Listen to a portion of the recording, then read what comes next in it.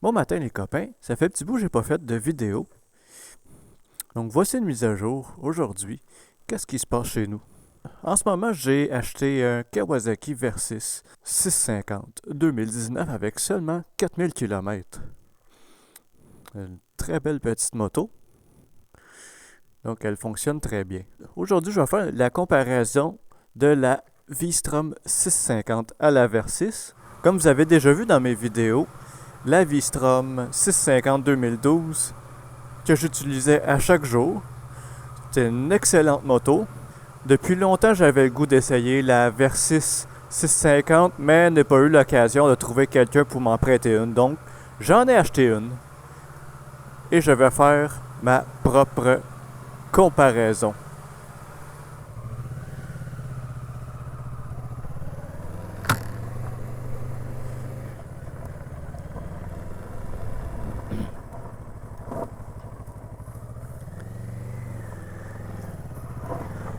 Donc je vais aller jusqu'au village en même temps de vous expliquer ce qui différencie la V-Strom du Versys.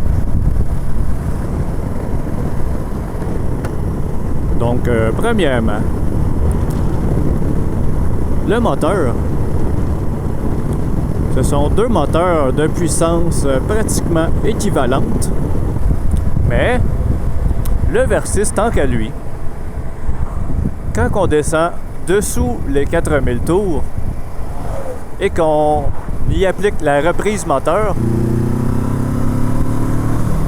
on accélère sans aucune hésitation, contrairement à la V-Strom qui est plus hésitante à décoller dans les bas tours. C'est très facile de réaccélérer à très bas régime avec la Versys. Et tout en douceur.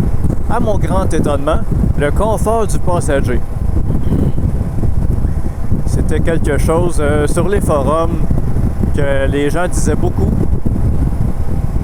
que le confort du passager n'était pas aussi bon que celui du V-Strom. Dans mon cas, j'ai une petite passagère de 4 pieds 11. Elle est très petite et très confortable. L'avantage dans ce cas, c'est que le siège est beaucoup plus haut pour le passager. Donc, ça lui permet de voir au-dessus de mon casque et voir la route devant la moto. Contrairement à celui de la V-Strom, le siège est plus bas, donc sa vision est cachée par ma grosse tête. On va s'arrêter ici, faire une petite accélération.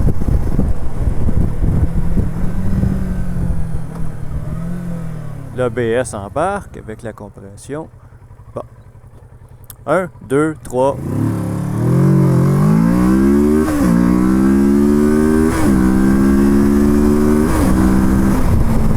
Bon. Donc, c'était l'accélération de la Versys.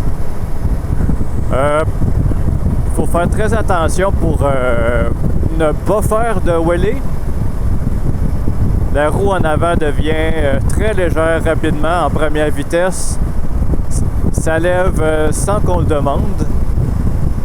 Ce qui peut être un problème avec un passager ou tout simplement décoller rapidement d'une lumière rouge.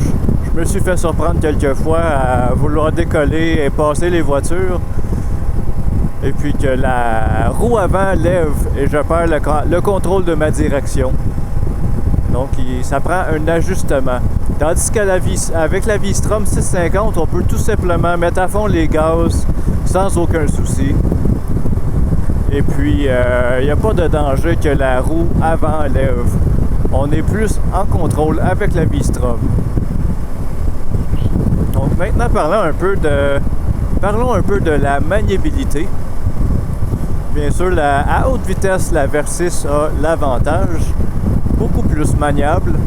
Avec passager, c'est beaucoup plus maniable que la V-Strom. En ville, faire des demi-tours avec la moto, c'est très facile avec la Versys et un passager. C'est très léger à faire un demi-tour avec la Versys. Puis pour les courbes, on n'a pas beaucoup de courbes ici. Et j'ai pris quelques courbes avec la Versys. Elle a l'avantage définitivement pour les courbes.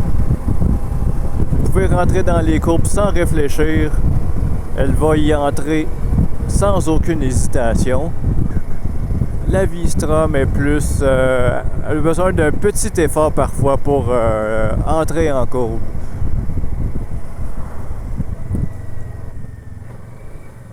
Les freins. Il y a des très bons freins sur la Versys d'origine. Les freins sur la Versys sont meilleurs. Le feeling du levier de frein est supérieur. Tandis que toujours la V-Strom 2012 qu'on compare est spongieux d'origine avec le système ABS. Bien sûr, les lignes de freinage peuvent être améliorées, changées pour du stainless.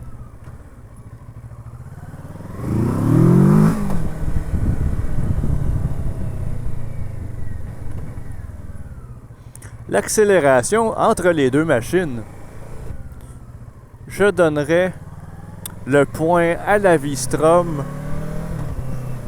pour raison que vous pouvez accélérer avec la V-Strom plus fortement dû à son empattement plus long sans que la roue avant lève. Donc, vous pouvez mettre à fond les gaz et partir d'une lumière rouge sans que le devant de la moto lève tout en gardant le contrôle.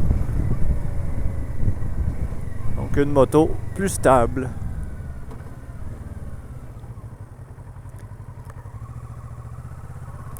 Les suspensions.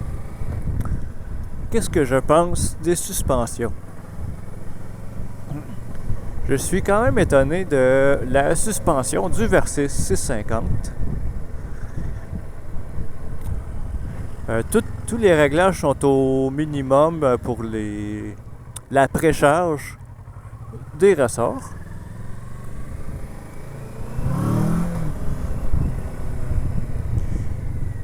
Mais sur la route, c'est très confortable sur la Versys. La suspension avant absorbe bien tous les bosses et les trous, les imperfections. Même si la performance pourrait être supérieure à la V-Strom sur la route. La Versys n'a pas été essayée hors route.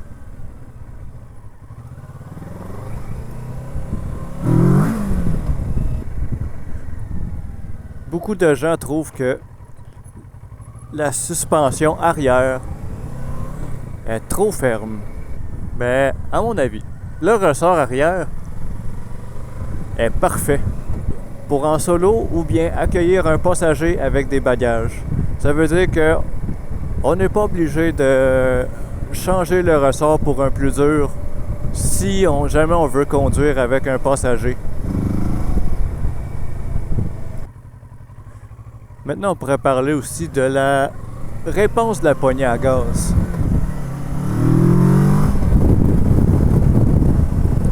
À bas régime, à basse vitesse aussi en ville, c'est plus difficile de garder une vitesse constante ou lors d'un arrêt, c'est difficile de reprendre les gaz sans à-coup à cause que la Versys a une poignée très sensible comparée à la V-Strom. Donc ça prend un certain ajustement pour s'habituer. Ah oui, très important, un point que j'allais oublier, le confort. La position du guidon est très droite. Elle est placée environ où est-ce que j'aimerais qu'elle soit. Tandis que mon V-Strom, j'ai des rehausseurs de guidon de 5 pouces pour être confortable, parfaitement confortable sur la position. Je n'ai seulement fait que 300 km sur la Versys, donc le siège, je ne peux pas vraiment commenter, mais sur de courtes distances, le siège est confortable. Je n'ai pas de problème avec celui-ci, pour des distances de moins de 100 km. Puis, La hauteur des repose-pieds est assez bonne. Celle des passagers aussi. Celles du passager aussi sont plus hautes que la V-Strom, beaucoup plus hautes. Donc votre passagère pourrait avoir beaucoup plus de difficultés à monter sur la moto. La protection contre le vent. Bon, la bulle d'origine de la Versys normalement ne pourrait pas aller aussi haut. Je sais pas si on pourra le voir sur la vidéo. Mais vous pouvez, il y a un truc, si vous pouvez dévisser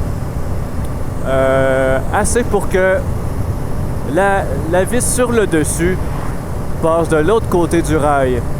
Ce qui va vous permettre d'environ monter la vitre presque 2 pouces de plus ou 50 mm plus haut que d'origine, qui fait une bonne différence. Donc ce sera tout pour cet épisode de Mathieu Tech Moto. N'hésitez pas à poser vos questions dans les commentaires, il va me faire plaisir d'y répondre. Donc je vous souhaite une journée très juteuse. À la prochaine!